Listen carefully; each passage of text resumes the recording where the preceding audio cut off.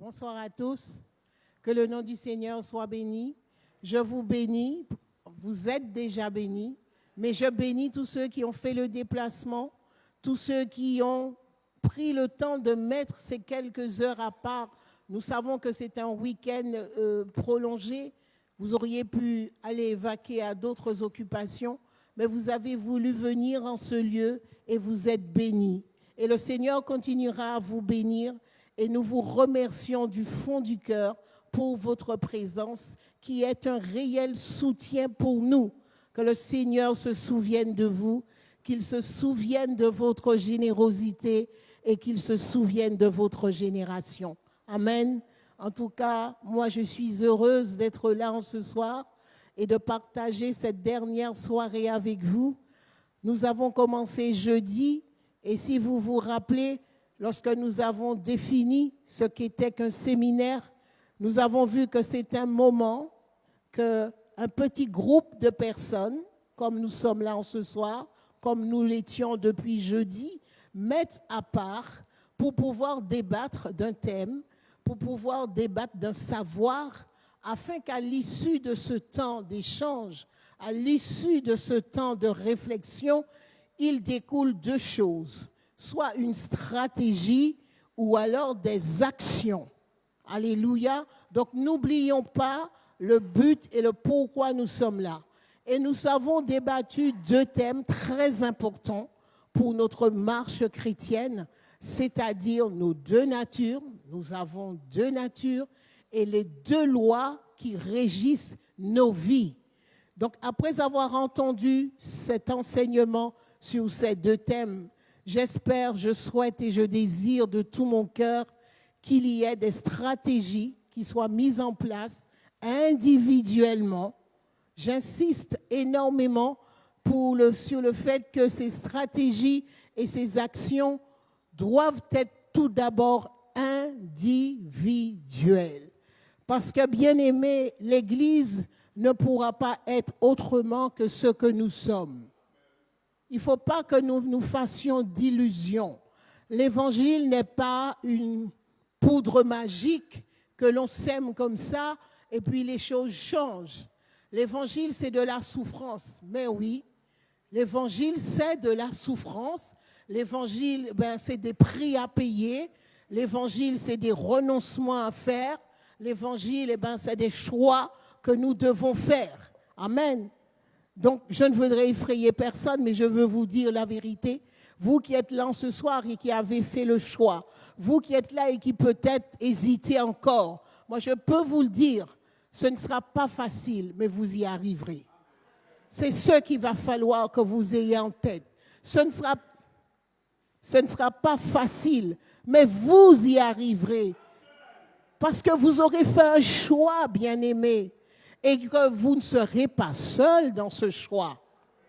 Le Dieu qui nous a créés, le Dieu que nous servons, il s'est engagé aussi envers nous, d'être avec nous tous les jours. Alléluia, alléluia. Que le Seigneur nous bénisse en ce soir. Donc en ce soir, nous allons, avec ces deux thèmes, essayer de voir comment rebâtir nos vies en Christ. Parce que fort longtemps, nous avons marché selon la loi de la chair, en croyant que nous marchions par la loi de l'esprit. Des fois, c'est la nature charnelle qui a pris le dessus, alors qu'on croyait que c'était la nature divine. Mais les erreurs sont nécessaires. C'est ce qui nous fait grandir. C'est ce qui nous apporte de la maturité. Donc, si pendant ces 2 jours, vous avez reconnu que c'était la nature charnelle ou la loi charnelle, ne désespérez pas. Ne désespérez pas parce qu'il y a une possibilité de repartir avec le Seigneur. Et ce soir, nous allons vous donner des pistes pour que vous puissiez avoir les éléments nécessaires pour définir votre stratégie et les actes que vous aurez à mettre en place. Alléluia.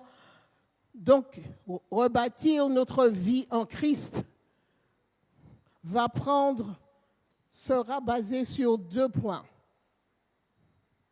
Notre décision et notre engagement.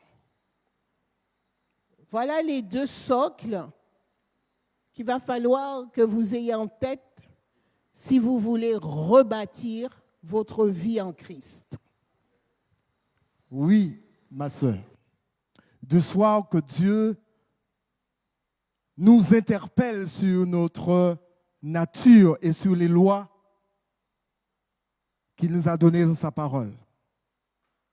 L'heure est venue pour toi de plonger ton regard dans la parole de Dieu. Pourquoi? Afin que tu puisses comprendre, mémoriser et que tu prennes plaisir dans les projets de Dieu pour toi. Et que tu écoutes la voix de ta conscience afin de décider quelle direction que tu donnes à ta vie. Nous avons vu que en nous, Dieu nous a construits avec un esprit. Mais à quoi elle sert? À quoi elle sert? Si vous vous rappelez de ce qu'on a parlé d'hier soir, c'est avec cet esprit que nous imaginons, que nous réfléchissons, que nous faisons un choix. Écoute la voix de ta conscience. Amen. Donc, nous avons un esprit. Avant d'avoir le Saint-Esprit, notre esprit est capable de nous interpeller et de nous dire attention, attention, tu n'as pas été créé pour faire ça, ce que tu fais là n'est pas bien. Nous avons une conscience qui nous interpelle. Alléluia. Je ne sais pas si vous avez étudié ce poème de Victor Hugo, La conscience, qui résumait justement la vie de Caïn. Après qu'il a été chassé du jardin, il est parti avec ses enfants parcourir la terre. Et il disait à ses enfants, il y a un œil qui le regarde. Alors les enfants ont fait une muraille. Alors il dit, mais oui, mais il y a toujours cet œil-là qui me regarde. Alors les enfants ont creusé un trou énorme pour le mettre dedans. Et puis ils lui ont dit, est-ce que là maintenant tu vois cet œil? Il a dit, oui, je vois toujours cet œil parce que cet œil c'était sa conscience. Alléluia. Notre conscience ne nous abandonne pas, quoi que nous puissions faire. Donc, en effet, ce soir, nous allons rebâtir notre vie en Christ en commençant par nous engager. Alors, qu'est-ce que c'est que l'engagement? Il faut savoir que notre réussite, la réussite de notre marche, exige un engagement.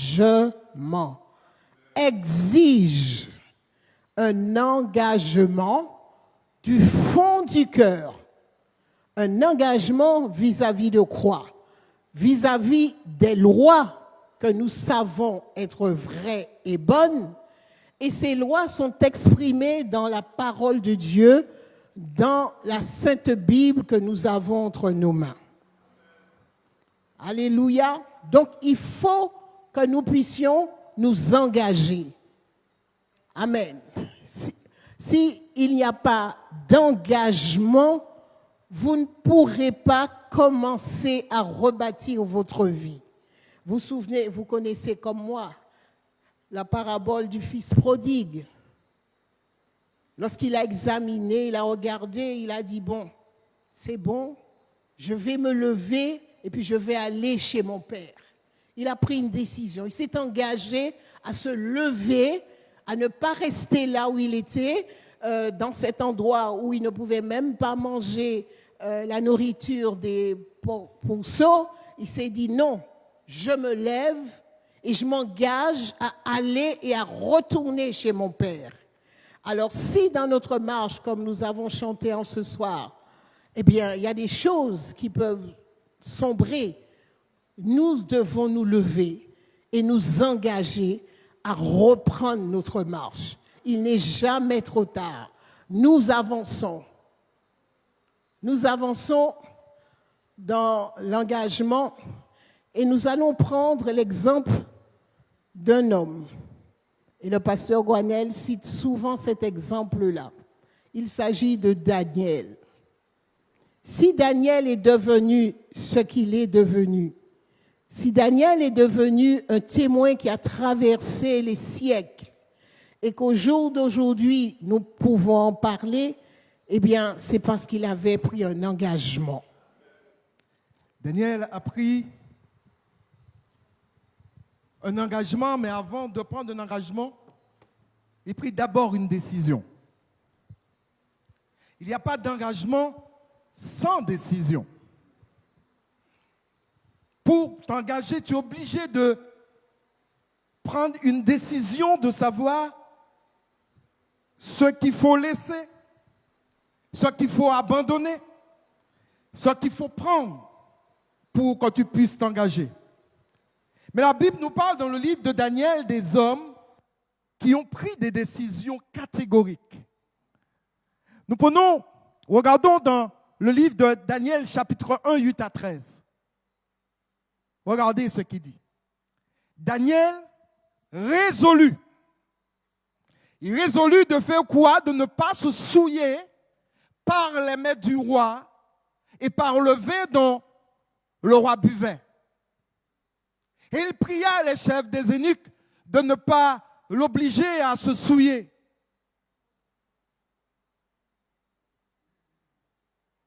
Il supplia. Et il leur dit, ne nous obligez pas à nous souiller. Nous ne voulons pas nous souiller. Ils ont pris la résolution de ne pas manger, de ne pas vivre selon le roi.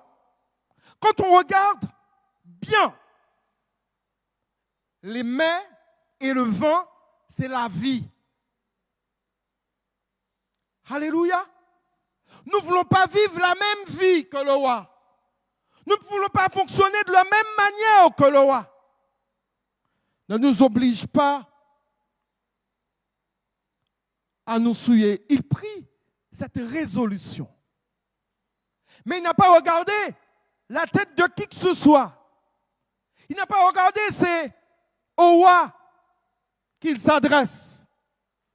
Parce qu'il a pris une résolution. Parce qu'il voulait s'engager. Dieu, verset 9, fit trouver à Daniel faveur, grâce. Faveur et grâce devant le chef des eunuques. Mais pourquoi il trouva faveur?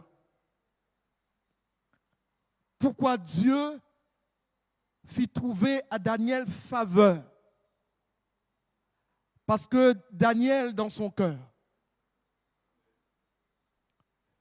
Daniel n'a pas parlé de ce qui était dans ses pensées. Mais Daniel parlait par rapport à ce qu'il vivait à l'intérieur de lui, parce qu'il avait fait une place pour Dieu à l'intérieur de lui. C'est pour la raison pour laquelle il a pris cette résolution, parce qu'il sentait le cœur de Dieu battre dans son cœur.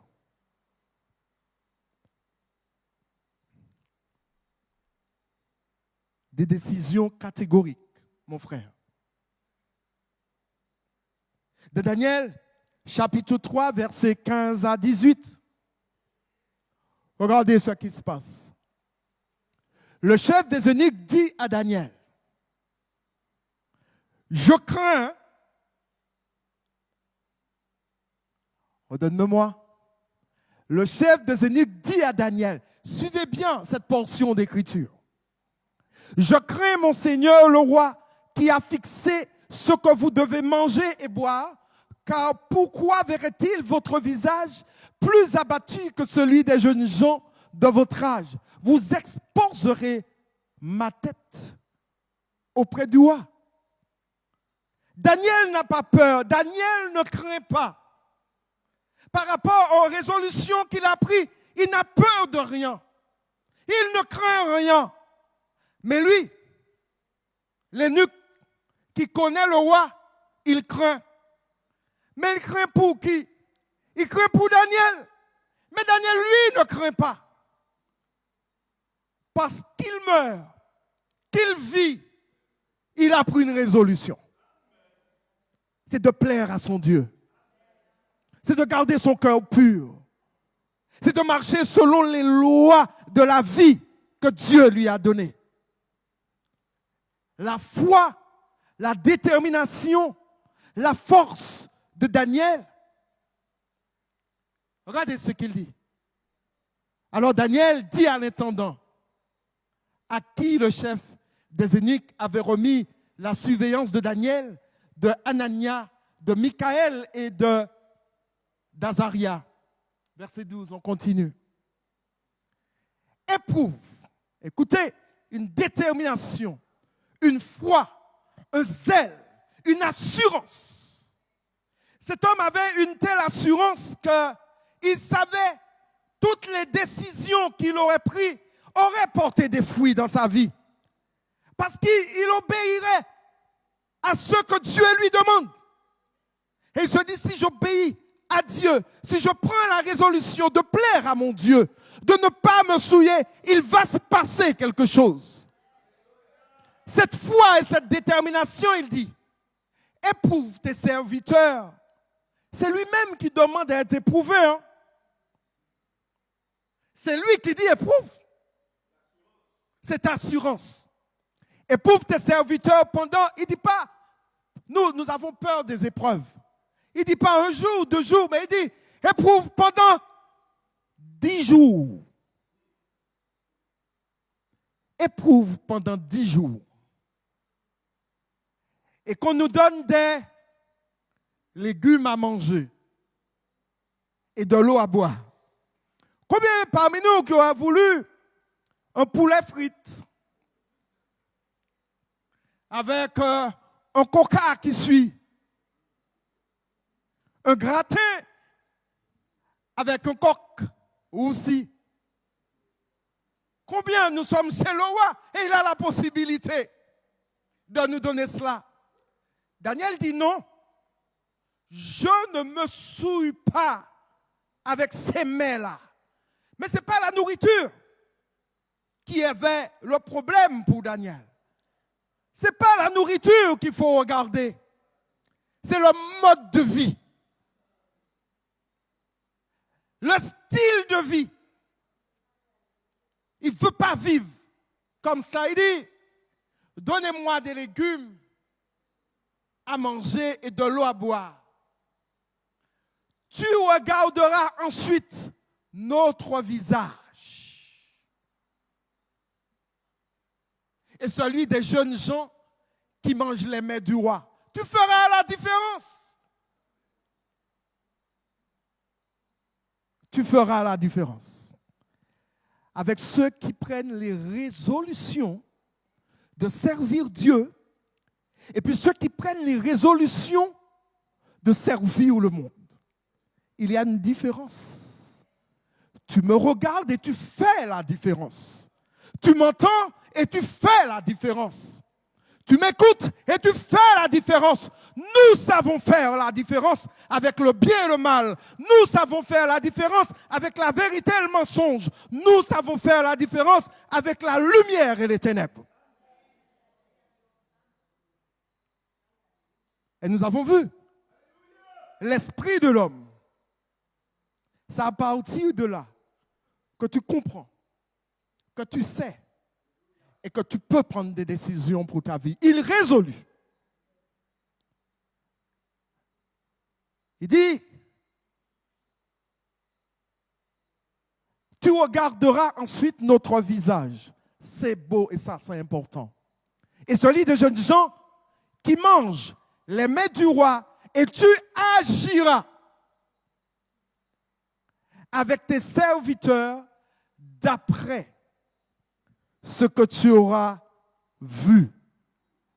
Cet homme parle avec une assurance, avec une détermination, avec une foi telle que il lui dit, après 10 jours, observe, regarde, examine, compare, vois et fais la différence. Fais la différence et tu agiras en fonction de ce que tu auras vu. Quelle assurance. quelle détermination de savoir, je prends une résolution. Je décide de plaire à mon Dieu. Je décide d'obéir à mon Dieu, de lui être agréable. Et je sais qu'il va se passer quelque chose dans ma vie. Il va se passer quelque chose. Mais pourquoi? Parce que j'ai pris des résolutions. Parce que j'ai décidé de m'engager. J'ai décidé de lui plaire. J'ai décidé de lui être agréable. J'ai décidé d'être un instrument entre ses mains. Alors il doit se passer quelque chose et tu feras la différence.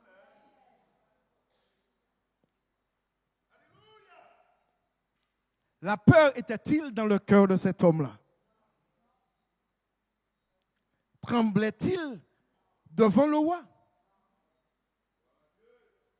Tremblait-il devant ces hommes? Et croyez-moi, le roi Nebuchadnezzar, il avait de la puissance, il avait de l'autorité. Mais Daniel, ce n'est pas ça son problème.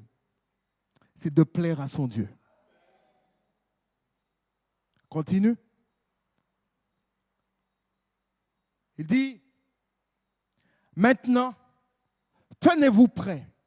Et au moment où vous entendrez le son, alors, regardez bien ce qui se passe. Regardez bien ce qui se passe après que Daniel prit la résolution. C'est-à-dire, il prit la résolution et puis c'est déjà parti dans le ciel. C'est déjà arrivé devant le trône de Dieu. La résolution qu'il prend, la détermination, tout ce qu'il dit à l'eunuque est déjà arrivé devant le trône de Dieu. Et puis la main de Dieu est déjà à l'œuvre pour Daniel. Du moment que tu prends une décision, tu résolu et tu t'engages à vouloir plaire au Seigneur, le Seigneur voit l'intérieur et l'état de ton cœur. Une fois que le Seigneur t'a entendu et qu'il a vu la conscience dans laquelle que tu as écouté ta conscience, qu'est-ce qu'il fait? Dieu se met en marche pour toi, mon frère. Dieu se met en marche pour toi, ma soeur. Dieu se lève pour toi. Parce que tu t'es résolu. Parce que tu as pris une décision. Parce que tu t'es levé. N'écoute pas ta soeur qui est à côté de toi.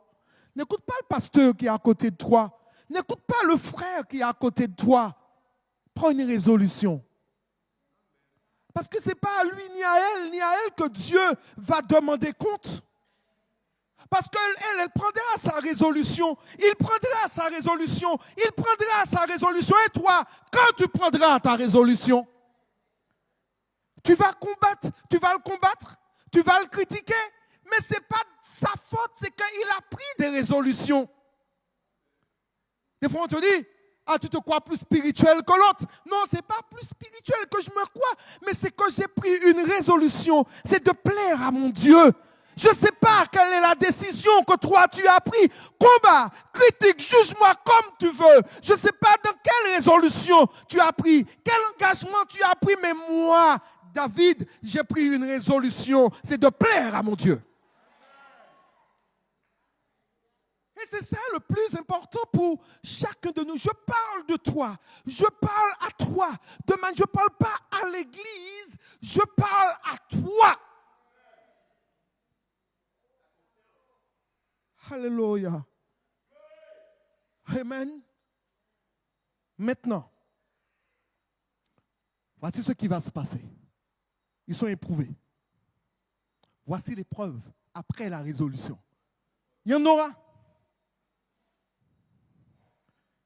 Oui, maman, il y en aura. Je ne te connais pas, mais Dieu me parle. Il y en aura, maman. C'est pas qui tu es. Dieu sait ce que tu es. Maintenant, tenez-vous prêts. Et au moment, vous entendrez le son de la trompette, du chalumeau, de la guitare, de la stampe, de sambuc, du psalterion, de la cornemuse et de toutes sortes d'instruments. C'est pour pas dire qu'on va pas t'entendre tout ça sonner. Gabagay qui va sonner. Pour entendre, pour savoir, pour quelle décision qu'on prend pour quoi. vous vous prosternerez et vous adorerez la statue que j'ai faite. Si vous ne l'adorez pas, vous serez jetés à l'instant même au milieu d'une fournaise ardente. Et quel est le Dieu qui vous délivrera de ma main? Quel défi! Hey! L'épreuve est partie. Le défi est lancé. Le défi est lancé. OK? Tu me lances un défi, je réponds au défi. Amen. Combien de fois le diable nous a lancé un défi? Il y a un défi que le diable a lancé à une jeune, pas ici. Hein. Je lui dis, il faut que tu sors dans la vie que tu es. Abandonne la vie dans laquelle tu es, afin que Dieu puisse agir dans ta vie. Le défi est lancé. Mais si je le quitte, qui va m'aider à m'occuper de mon fils et de continuer mes études? Le défi est lancé. Quelle est ta décision? Quelle est ta décision? Le diable a lancé un défi. C'est extraordinaire. Shadrach, Meshach, Abednego, suivez bien. Répliquez au roi. Eh bien aimé, le roi Nebuchadnezzar, hein, cherchez son histoire. Mauvais, puissant. Mais Shadrach, Meshach et Abednego, ils n'ont peur de personne. Ils ont foi en leur Dieu. Répliquez au roi Nebuchadnezzar, nous n'avons pas besoin de te répondre là-dessus puisque le résultat, tu l'auras. Par rapport à notre position, ta position permet à mettre la machine en route dans le ciel pour toi. Merci. Voici. Je ne sais pas si vous avez déjà compris ce qui se passe. Voici notre Dieu que nous servons. Notre Dieu que nous servons peut nous délivrer de la fournaise ardente. Et il nous délivrera de ta main, ô roi. Ô roi, fais ce que tu veux. Tu veux me lancer un défi? On y va. Parce que j'ai l'assurance, j'ai la foi, j'ai la détermination, j'ai le zèle de savoir et de te faire savoir que le roi, le Dieu que je sers au roi, il va me délivrer de ta fournaise. Il va me délivrer de ta main. Il va me délivrer de tout ce que tu pourras lancer. Tu as lancé un défi, on y va, je réponds au défi. Sinon, sache, oh mon Dieu, quel sauveur merveilleux. Quel sauveur. Il dit, sinon, sache, oh roi, que nous ne servirons pas tes dieux. Ah, chrétien. Nous ne servirons pas tes dieux. Il n'est pas même ni en sel, ni tes dieux. Et que nous n'adorerons pas la statue d'or que tu as élevée. Quel défi.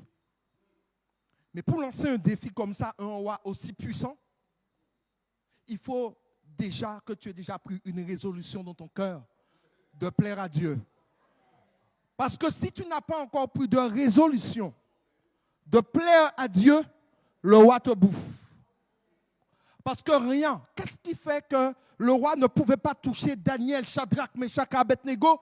Parce que Dieu, quand il a entendu la résolution de ces hommes-là, il a dit, ok, voici des hommes qui sont conformes à ce que je demande. Je me lève, je bouge mes bras, je bouge mes anges, je déplace mon armée pour que ces hommes-là montrent qui je suis, qui est Dieu dans la vie de l'homme, dans la vie de celui qui me sert, dans la vie de celui qui veut me plaire, dans la vie de celui qui veut m'être agréable, de celui qui a pris la décision de s'engager avec moi pour voir ma gloire ici-bas. Voici ce que je sais faire. Voici ce que moi, Dieu, je suis capable de faire quand un cœur se lève, quand un homme prend une décision, quand un homme prend une résolution. Voici ce que moi, Dieu, je suis capable de faire dans sa vie. Si tu veux pas, si tu veux que ta vie change, si tu veux que ta vie soit transformée, prends une résolution et engage-toi. Alléluia. Ce Dieu que Daniel, Shadrach, Meshach et Abednego ont décidé de s'engager avec et de prendre des résolutions, a emmené les idolâtres, des gens qui servaient des statues de toutes sortes de dieux, à reconnaître que leur Dieu était le véritable. Leur résolution, leur engagement a amené des idolâtres à changer de langage. Merci mon frère. Ils suivent. Tu es béni. Nebuchadnezzar prit la parole et dit, écoutez bien, tout à l'heure là, mon frère, ou celui qui a la technique, reviens pour moi s'il te plaît. Reviens encore. Regardez ça, regardez bien, suivez bien. Le roi, il est avec assurance. Il sait il dit, je vais manger votre tête là. Je vais vous faire savoir quel genre de roi je suis. Vous voulez me défier? On y va, je vais vous montrer. Regardez ce qu'il dit. Regardez bien le langage du roi. Et puis après, suivez le changement de langage. Il dit, si vous n'adorez pas mes statuts, quel est le Dieu qui vous délivrera de ma main? Voici son premier langage. Défi lancé. Je réponds au défi. On y va. Voici le résultat du défi que Shadrach, Meshach, Abednego ont accepté. Merci. Voici le résultat. Réveille-toi. Yes. Ils répondent au défi. Voici notre Dieu que nous servons peut nous délivrer de la fournaise. Si nous sachons au roi que nous ne servirons pas d'autre Dieu que le Dieu que nous servons. On continue. Voici le résultat. Changement de langage. Changement de raisonnement. Un roi qui était sûr. Et puis voici ce qui se passe.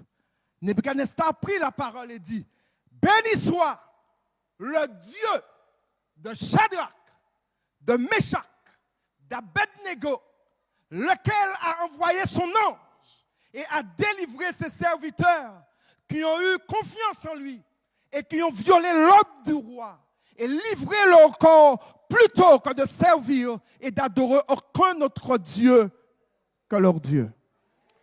Dis Amen. Dis Amen. Dis Amen. La décision, la résolution, l'engagement de ces hommes leur a amené à changer le langage, la pensée des idolâtres, à reconnaître et à adorer le Dieu de vérité. Un Dieu de vérité, un Dieu de victoire, un Dieu qui donne la vie. Prends un engagement de servir le Seigneur. Amen. Merci Seigneur.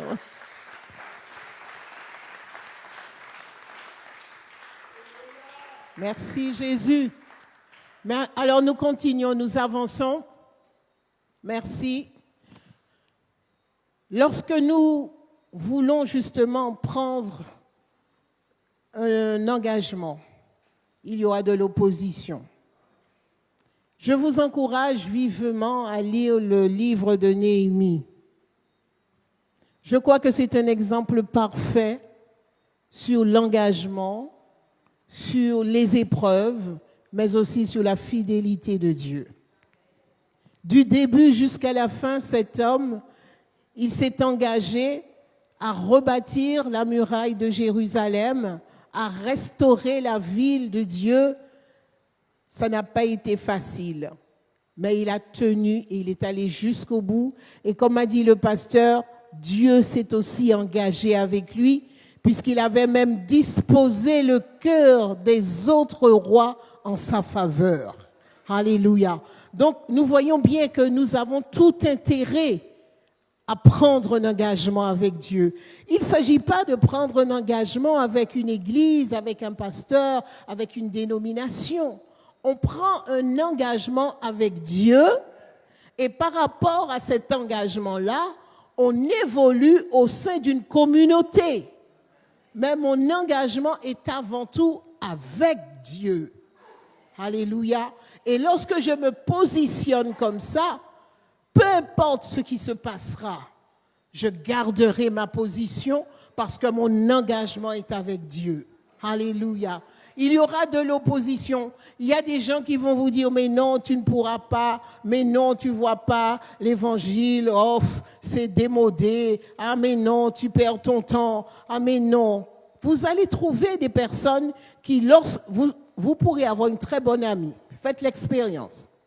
Une très bonne amie, vous n'avez pas encore pris de décision, hein? Donc vous vous voyez, vous causez, vous allez au restaurant, tout se passe bien.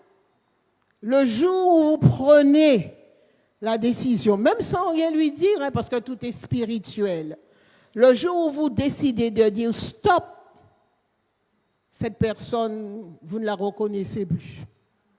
Cette personne qui vous encourageait, qui vous dit, ben oui, allons faire du shopping. Mais pourquoi tu veux aller au jeûne le samedi? Ah mais non, tu travailles toute la semaine. Le samedi, tu n'iras quand même pas au jeûne. On va aller à la Galeria, on va se promener, on va passer quelques moments ensemble, et puisqu'on ne se voit pas de la semaine. Le jour où vous lui direz, bon écoute, je ne peux plus aller à la Galeria le samedi matin, j'irai au jeûne. Cette personne va tourner sa veste de telle manière que vous ne la reconnaîtrez pas. Et c'est comme ça, et ça c'est un conseil que m'a donné mon père spirituel, quand j'ai commencé à marcher dans cette église, il m'a dit une chose. Il m'a dit, si tu veux savoir si les gens sont sincères, parle-leur uniquement avec la parole de Dieu. Et j'ai appliqué le principe. Et je peux vous dire que ça fonctionne. Jusqu'au jour d'aujourd'hui, je rencontre des pasteurs qui veulent bien que je vienne enseigner dans leur église, qui veulent bien, etc. Mais une fois que je leur parle avec la parole de Dieu, il y a des problèmes. Avant qu'ils ne prennent la décision de me demander de venir enseigner dans son église, la relation est correcte. Et quand je lui dis, voilà comment moi je me positionne, comment la... Il me dit, ah ouais, là, ça va être chaud, là. Ça va être compliqué, hein. Et la communion, la relation se coupe. Donc moi, j'y peux rien. Je n'ai pas besoin. Donc, merci, on avance. Il y aura forcément des oppositions. Et dans tous les domaines, au niveau de votre travail, au niveau de votre famille, au niveau des projets, tout ce que vous voudriez faire, vous allez rencontrer des oppositions et c'est normal. C'est normal. Parce que si vous n'avez pas d'opposition, posez-vous des questions. Si vous sortez des ténèbres pour aller dans la lumière et vous n'avez pas d'opposition, posez-vous des questions. C'est que vous n'êtes pas encore complètement dans la lumière. Que le nom du Seigneur soit béni. Nous avançons. Que le nom du Seigneur soit béni. Alors voilà une question. 2 étudiantes, 2 chrétiens, ça peut être 2 chrétiens. Alors il y en a un qui dit, c'est trop dur, je n'y arriverai jamais. Qui se reconnaît dans ce genre de raisonnement. Soyons sincères en ce soir. Parce que le but, c'est que nous puissions prendre des résolutions, que nous mettions ensemble. Vous avez entendu qu'il faut que vous arriviez à refléter Dieu, que vous soyez à sa ressemblance. Maintenant, on vous demande de vous engager avec tout ce que cela peut comporter comme lutte, comme combat, comme souffrance. Est-ce que vous faites partie de ceux qui disent « c'est trop dur, je n'y arriverai pas ». Ma sœur, sois bénie, tu es honnête. Vraiment, sois bénie. Prenez soin de cette sœur parce qu'elle est honnête. Elle a levé la main, timidement, mais elle a levé la main. Dieu a vu ta sincérité de cœur. Et il va t'envoyer, comme Daniel, il va t'envoyer l'aide dont tu as besoin. Avant de partir, tu nous donneras ton prénom. Tu vas donner à la sœur Sandra. Et nous allons t'accompagner dans la prière. Ah, il y en a une autre dans le fond qui s'est levée. Que ton nom soit béni. Est-ce que tu peux nous donner ton prénom? Pardon? Orlane, tu n'es pas encore chrétienne. Si. Oh, comme ça, tu ne sais pas. OK, il n'y a pas de souci. Merci. On a aussi un homme. Bravo, applaudissez-le. On a un homme courageux. Aïe, aïe, aïe. Ah, c'est bien ça. Mon frère, tu as raison. C'est dur. Il faut dire que c'est dur. C'est dur. Tu es honnête. Et le Seigneur voit ton cœur et ton honnêteté. Et on va prendre ton prénom. Le frère José que voici. Debout. Le frère José que voici qui travaille avec nous va te prendre en charge dans la prière. Vous allez échanger vos coordonnées. Il va te prendre en charge dans la prière et nous verrons la gloire de Dieu dans ta vie. D'accord? Tu relèves le défi, José? Amen. Amen. Bravo. Merci, Seigneur. Que le nom du Seigneur soit béni. Bien-aimés, il faut que nous soyons sincères avec le Seigneur parce que lui-même a dit que ce ne sera pas facile. Lui-même nous a dit que c'est avec beaucoup de tribulations que vous allez y arriver. Donc, il n'y a pas de honte à dire que je trouve ça dur, c'est dur. Bien, par contre, ceux qui disent c'est dur, je peux y arriver, je vais procéder par étapes. Là, je pense que c'est tout le monde. Hein? C'est tout le monde. Waouh, c'est super, c'est bien. C'est bien. Que le nom du Seigneur soit béni. Ah ben, je ne sais pas parce que... Alors, pour qui fait partie de la catégorie B? Levez la main. Tu vois, pasteur? Ah ben oui, c'est vrai, c'est pas tout le monde qui lève la main. Hein? Bon. Que le nom du Seigneur soit béni. Merci, on avance. Donc, les résultats de notre engagement, on ne s'engage pas pour s'engager, bien-aimés. Quand on s'engage, peut-être qu'on n'a pas conscience nous-mêmes de l'impact de notre engagement. On n'en a pas conscience, mais je vous assure que le fait de nous engager, ça fait la différence. Il y a beaucoup d'hommes qui se sont engagés dans notre société et ils ont fait la différence. Leur vie, leur témoignage nous est relaté encore aujourd'hui parce qu'ils ont pris une résolution, ils ont pris un engagement pour pouvoir changer quelque chose dans la société. Si on veut l'exemple de Martin Luther King, le pasteur Martin Luther King a payé de sa vie parce qu'il voulait, il croyait, il s'était engagé pour qu'il y ait un changement dans la société américaine par rapport à la ségrégation. Il a souffert, lisez sa vie. Vous avez aussi David Wilkerson, qui a été un grand évangéliste. Lui aussi, il a pris un engagement d'aller chercher les âmes. Et il a pris des coups, il est passé par toutes les... Mais il a changé la vie de toute une communauté de latinos Nicky Cruz, qui est un grand pasteur au jour d'aujourd'hui, eh bien, c'est le fruit, le résultat de la patience du pasteur David Wilkerson. Donc, dites-vous bien que si vous prenez un engagement, vous ferez la différence, mais vous marquerez aussi votre temps. On se souviendra de vous. Parce que vous croyez les belles histoires des héroïnes que nous lisons, ça a été facile pour elles? Non. Mais elles ont pris une résolution. Amen. Donc, c'est par l'engagement que nous nourrissons notre vie spirituelle. Plus nous allons nous engager, plus spirituellement notre vie sera enrichie. Parce qu'on va faire des erreurs, on aura des échecs, on aura des chutes, et toutes ces choses ne seront pas là pour nous détruire. Parce qu'il y aura des leçons à tirer de tout cela. Il y a quelqu'un qui a dit, c'est Coluche, qui a dit que l'on peut vous lancer des pierres. Mais à vous de savoir qu'est-ce que vous faites de ces pierres.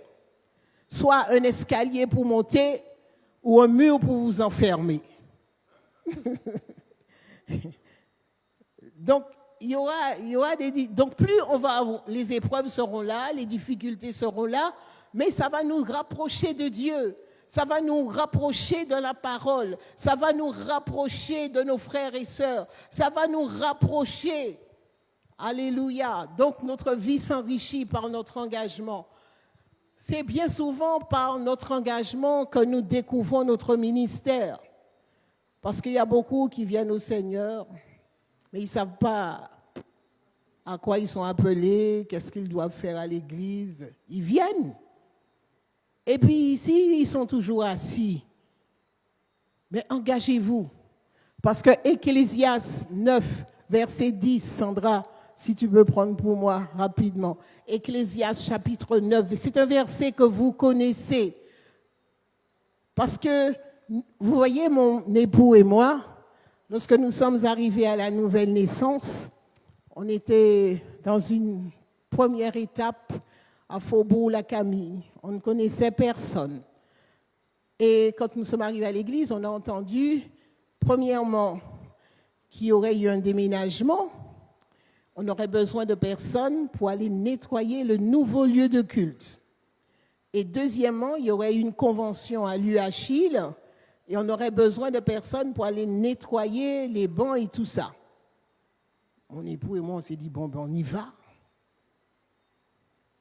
On y va. On est allé, on a nettoyé l'UHIL, on est allé, on a nettoyé le nouveau lieu de culte qui était Kerlis. Après, l'église a fait un appel pour les moniteurs de l'école du dimanche. On s'est dit, bon, on n'est pas passé par l'école du dimanche, on n'y connaît rien, mais on va accepter d'être formés. On va y aller. Et nous sommes allés. Donc, de moniteur, nous sommes passés d'un directeur de l'école du dimanche. De directeur de l'école du dimanche, nous sommes passés à serviteur de Dieu. Mais il fallait qu'on s'engage, bien-aimés, pour qu'on sache exactement à quoi nous étions appelés. Et plus ça va, plus nous nous engageons, plus on se rend compte à quoi nous sommes appelés. Donc, prenons des résolutions de ne plus vouloir rester simplement de simples chrétiens. Mais soyons des chrétiens engagés. Engagés déjà dans votre église locale.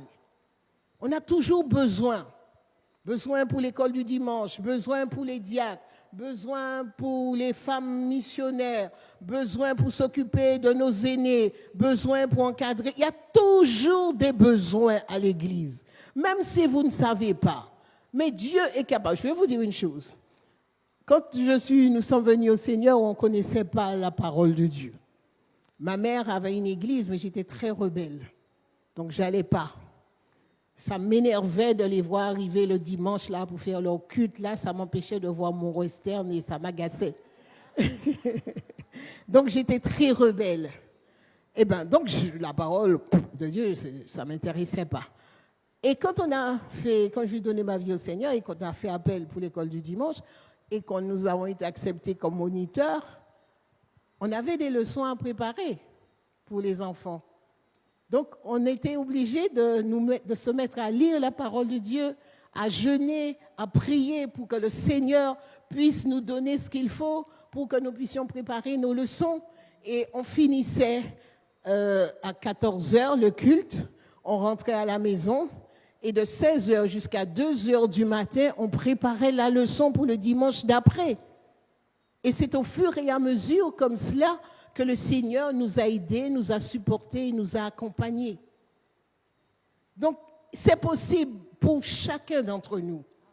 Chacun d'entre nous, sans exception. Merci, Ecclésiaste.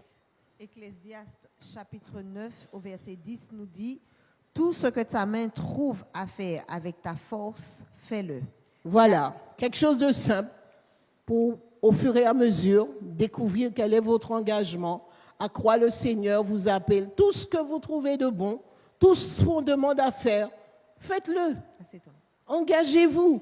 Et c'est au fur et à mesure que, à ce moment-là, comme Paul et Silas, le Seigneur dira, mettez-moi à part Sonia et la sœur Julie pour ce que je leur ai appelé.